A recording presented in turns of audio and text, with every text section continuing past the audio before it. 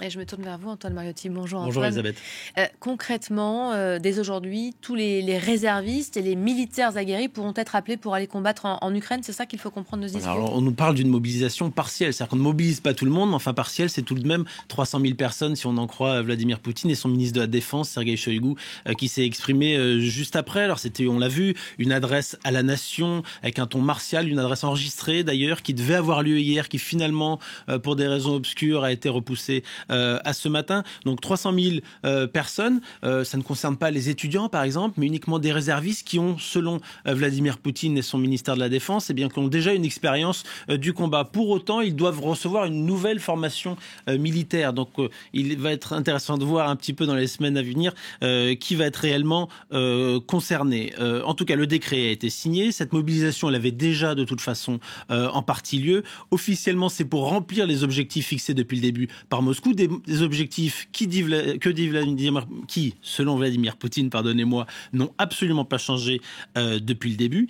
Il a redit d'ailleurs qu'il soutenait les référendums d'annexion qui ont été annoncés hier et qui vont commencer dans les jours qui viennent, dès après-demain jusqu'au 27. Ça commence le 23, oui.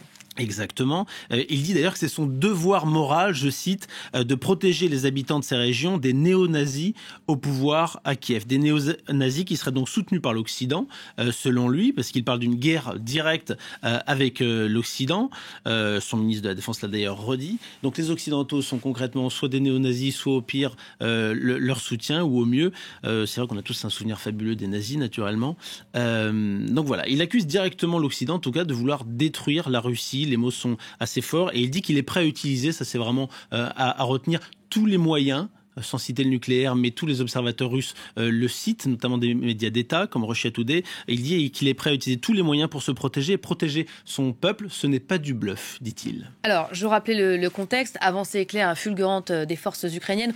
On attendait une réponse des Russes. Le timing, il n'est pas du tout anodin. Non, tout est fait finalement pour convaincre son opinion publique, convaincre ses soutiens aussi, et ne pas laisser trop longtemps finalement les médias s'attarder sur les gains territoriaux et la contre-offensive réussie de Kiev que vous venez d'évoquer, notamment dans la région de Kharkiv. On assiste finalement d'une certaine manière à une contre-offensive russe. Alors militaire, pas encore, elle est en préparation puisqu'il nous l'annonce, mais aussi évidemment sur le terrain médiatique, même si à l'extérieur des frontières russes, personne n'est dupe. Il y a donc cette mobilisation qui est annoncée. Il a réclamé hier aux industriels de l'armement d'augmenter rapidement, d'accélérer les capacités de production pour, je cite, aller au plus vite, permettre de livrer les armements nécessaires à son armée. Ça veut dire aussi qu'il en manque. Et puis enfin, vous l'avez dit, on l'a évoqué, les autorités qui sont installées par Moscou dans ces régions et qui demandent donc des référendums d'annexion. Un dernier mot peut-être, Antoine, parce que c'est assez rare pour être souligné. Moscou a communiqué des chiffres aujourd'hui. 5 937 de ses soldats sont morts depuis le début de la guerre. C'est le bilan avancé. Hein. Alors c'est le bilan avancé, un bilan officiel, c'est assez rare. C'est un chiffre qui est énorme, même s'il est très probablement sous-estimé. À titre de comparaison, vous avez 5 937 morts officiellement russes en 8 mois de guerre. Ça fera 8 mois dans 3 jours.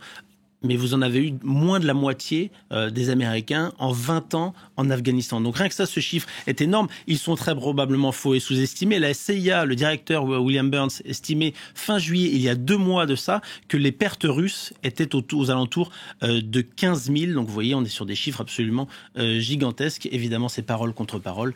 On ne peut pas vérifier le nombre précis de soldats russes. Merci beaucoup Antoine, en tout cas pour le décryptage. Il devrait y avoir un certain nombre de réactions évidemment à ce discours.